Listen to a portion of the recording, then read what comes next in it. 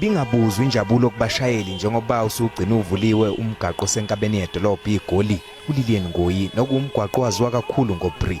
Nabanye abahamba kuwo lo mgwaqo babonge banconcoza kuyiphathimandla ngokugcina ziwuphothulile lo mgwaqo.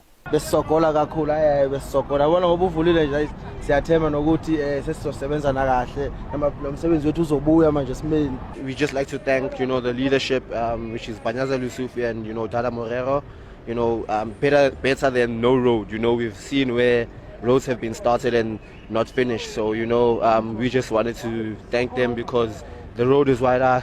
We can run away if they're trying to mug us. Lo mgwaqo uvulwa nje usunciphisiwe awusalingani nalona owaphazamiseka ngenkathi kuqhuma igesi.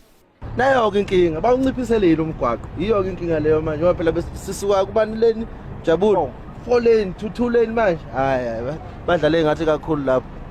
Traffic isazoba worse. Lo mgwaqo wawuvalwe ngoNtulikazi ngo2023 emva kokuba kuqhume igesi nokuyisigameko esaholela ekutheni kudlula umuntu emhlabeni kwathi abangamashumi amane nomuvo balimala.